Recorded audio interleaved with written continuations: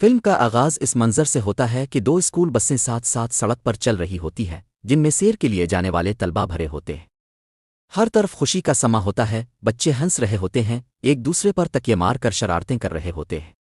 موسم صاف اور خوشگوار ہوتا ہے۔ انہی بچوں میں ایک لڑکی بھی ہوتی ہے جس کا نام منتسکو ہوتا ہے، جو خاموشی سے اپنی نوٹ بک میں ایک نظم لکھ رہی ہوتی ہے۔ اس کے قریب بیٹھی دو لڑکیاں اس کا مذاق اڑاتی ہیں کہ وہ سب کی طرح کھیلنے کے بجائے لکھنے میں مصروف ہے۔ وہ اس کی نوٹ بک چھین لیتی ہیں اور اس کا قلم نیچے گر جاتا ہے۔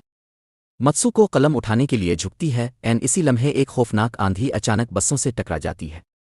اس طوفان نے دونوں بسوں کو درمیان سے کاٹ دیا، جیسے نہ صرف بسیں بلکہ بچوں کے جسم اور ذہن بھی دو حصوں میں بٹ گئے ہوں۔ متسوکو واحد بچ جانے والی ہوتی ہے، صرف اس لیے کہ وہ اس وقت جھکی ہوئی تھی۔ جب وہ سیدھی ہوتی ہے تو دیکھتی ہے کہ بس کی چھت اڑ چکی ہے اور اس کے ہم جماعتوں کے جسم آدھے آدھے کٹے ہوئے پڑے ہیں۔ یہ منظر دیکھ کر وہ خوف سے ساکت ہو جاتی ہے۔ چند لمحوں بعد ایک اور مہلک ہوا کا جھونکا اس کی طرف لپکتا ہے، مگر اس بار وہ اس کی آمد کو محسوس کر لیتی ہے۔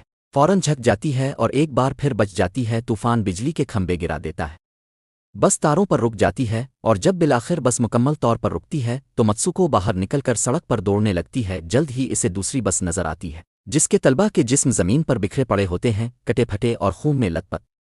چیختی ہوئی متسوکو خوف اور بدحواسی میں دوڑتی رہتی ہے، جبکہ طوفان ایک بار پھر اس کے قریب آ رہا ہوتا ہے۔ آگے اسے سڑک پر چلتی ہوئی چار لڑکیاں نظر آتی ہیں۔ وہ فوراً ان میں سے ایک کو پکڑ کر زمین پر گرا دیتی ہے اور اسی لمحے طوفان آ جاتا ہے۔ باقی تینوں لڑکیاں فوراً مار دی جاتی ہیں۔ متسوکو نے خود کو اور اس ایک لڑکی کو بچا لیا ہوتا ہے، مگر کچھ ہی لمحوں بعد وہ لڑکی بھی سائیکل سوار چند لڑکوں کو بچانے کی کوشش میں مر جاتی ہے۔ متسوکو ایک بار پھر بالکل اکیلی رہ جاتی ہے۔ وہ پوری طاقت سے دوڑتی ہے یہاں تک کہ ایک دریا تک پہنچ جاتی ہے۔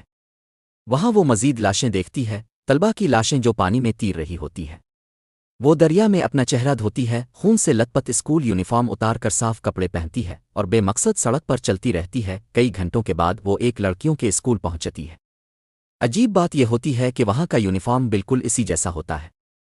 اس سے بھی زیادہ عجیب بات یہ کہ وہاں موجود ہر شخص اسے جانتا ہوا محسوس ہوتا ہے۔ شدید صدمے کی حالت میں متسوکو اس ہولناک ہوا کے بارے میں کچھ نہیں بتاتی جس نے سب کو مار دیا تھا۔ اسی دوران اس کی دوست ایک سامنے آتی ہے، مسکراتے ہوئے کہتی ہے، چلو اندر چلتے ہیں۔ متسوکو الجھن میں مبتلا ہوتی ہے، اسے سمجھ نہیں آتا کہ وہ اور ایک اچانک ایک ہی اسکول میں کیسے آ گئیں۔ ایک فکرمندی سے اسے دیکھ کر پوچھتی ہے، تم کانپ کیوں رہی ہو؟ ہم تو ہمیشہ سے یہاں کی ہم جماعت ہیں۔ متسوکو کو جیسے ہی ہوا کا ایک جھونکا محسوس ہوتا ہے، وہ فوراً جھک جاتی ہے، مگر اس بار یہ صرف عام ہوا ہوتی ہے، کچھ نہیں ہوتا۔ ایک آہ بھرتی ہے، آج تم کچھ عجیب سا برتاؤ کر رہی ہو۔ دونوں کلاس کی طرف چلتی رہتی ہیں، جبکہ متسوکو ہر چیز کو سمجھنے کی کوشش کر رہی ہوتی ہے۔ کچھ دیر بعد پھر ہوا چلتی ہے اور متسوکو گھبرا کر دوڑ پڑتی ہے۔ ایک اس کے پیچھے بھاگتی ہے اور اسے تسلی دیتی ہے، ڈرو مت، کچھ نہیں ہوگا۔ آخرکار متسوکو تھوڑا پرسکون ہو جاتی ہے۔ حتیٰ کہ اساتذہ بھی ایسے پیش آتے ہیں جیسے متسوکو ہمیشہ سے اسی اسکول کی طالبہ ہو۔ اکیلے میں متسوکو ایک سے پوچھتی ہے، کیا میں واقعی یہاں کی طالبہ ہوں؟ ایک جواب دیتی ہے، بالکل ہو۔ متسوکو سوچنے لگتی ہے کہ شاید صبح جو کچھ اس نے دیکھا تھا وہ محض ایک خواب آوہم تھا۔ وہ کانپتی ہوئی ایک کو اس قاتل ہوا کے بارے میں بتاتی ہے۔ ایک نرمی سے کھڑکی کھولتی ہے اور کہتی ہے، دیکھو باہر کی ہوا بالکل عام ہے، یہ تمہیں کوئی نقصان نہیں پہنچا سکتی۔ وہ متسوکو سے کہتی ہے کہ ہاتھ باہر نکالو۔ متسوکو ایسا کرتی ہے اور جب وہ پرسکون ہوا کو محسوس کرتی ہے تو اسے یقین آنے لگتا ہے۔ دونوں ایک دوسرے کی طرف دیکھ کر عجیب سی ہنسی ہنستی ہیں۔ ایک آہستہ سے کہتی ہے، شاید تمہیں یادداشت کھو جانے کا مسئلہ ہے، اسی لیے تمہیں یہ اسکول یاد نہیں۔ بعد میں وہ اپنی دوسری دوستوں سے ملتی ہے، سب مل کر ہنستی مذاق کرتی ہیں اور اس دن کی باقی کلاسیں چھوڑ دیتی ہیں۔ وہ جنگل کی طرف چلی جاتی ہیں، کھیلتی کودتی اور ہنستی ہے۔ متسوکو دوبارہ واقعی خوشی محسوس کرتی ہے، بالکل اس خوف کے برعکس جو اس نے صبح محسوس کیا تھا۔ وہ خود کو یقین دلاتی ہے کہ صبح کا منظر محض ایک ڈراؤنا خواب تھا۔ وہ ایک جھیل کے کنارے پہنچتی ہیں اور سانس لیتی ہے۔ ایک باقیوں کو متسوکو کے عجیب خواب کے بارے میں بتاتی ہے، مگر ایک لڑکی روم بات کاٹ دیتی ہے، اگر وہ حقیقت ہو تو شاید متسوکو کسی متوازی دنیا میں تھی۔ میں نے پڑھا ہے کہ کئی متوازی کائنات ہوتی ہیں۔ باقی سب اسے مذاق سمجھ کر ہنس دیتی ہیں۔ کچھ ہی دیر بعد انہیں زمین پر ایک تکیا ملتا ہے اور وہ کھیلنے لگتی ہے۔ متسوکو دو لڑکیوں کو قریب کھڑا دیکھتی ہے، مسکرا کر ان کی طرف دیکھتی ہے، مگر اچانک وہ دونوں ہوا میں غائب ہو جاتی ہیں۔ تب رام متسوکو سے کہتی ہے، اگر تم حقیقت بدلنا چاہتی ہو تو تمہیں کچھ غیر متوقع کرنا ہوگا، کچھ بالکل عام سے ہٹ کر۔ متسوکو ان الفاظ پر گہری سوچ میں پڑ جاتی ہے۔ بعد میں وہ اور ایک اسکول واپس آتی ہیں اور کلاس روم میں داخل ہوتی ہے۔ मत्सुको फर्श पर पड़ा एक और तकिया उठाकर शरारत से एक की तरफ फेंकती है। इसी लम्हे उस्ताद मशीन गन निकाल कर तलबा पर फायरिंग शुरू कर देता है और क्लास रूम की तमाम लड़कियां एक समय मार दी जाती हैं। एक बार फिर मत्सुको ही वाहिद जिंदा बचती है। उस्ताद उसकी तरफ बंदूक तान कर कहता है, मरने से पहले दुआ कर लो क्लास छोड़ने वाली। अचानक दो लड़कियां कहीं से नमूदार होती हैं, मत्सुको को बचाती हैं और इसे लेकर भाग जाती हैं। रास्ते में वो एक ऐसे क्लास रूम से गुजरती हैं जहां सब लड़कियां मारी जा चुकी होती हैं और वहीं छप जाती है।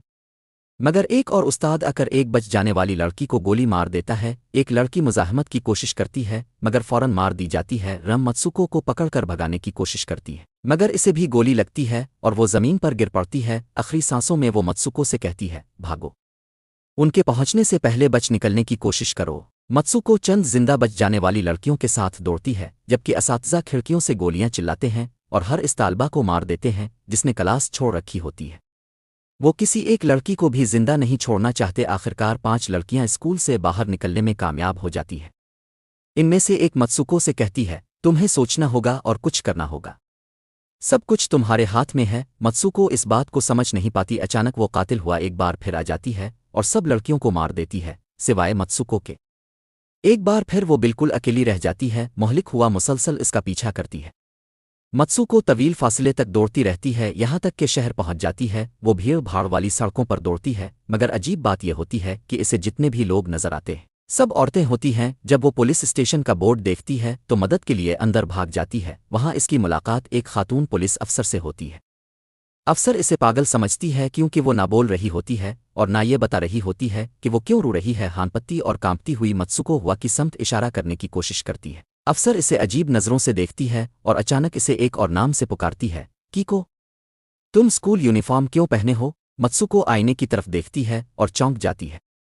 इसका अक्स बिल्कुल मुख्तलिफ होता है। तब पता चलता है कि इस अफसर का नाम तोमो है और वो दरअसल कीको की दोस्त है। तोमो मुस्करा कर कहती है, खुश हो जाओ, तुम्हारी शादी चंद घंटों में है। मत्सुको आप कीको बिल्कुल गुमसम होती है, सदमे में न सोच पाती है न बोल पाती है।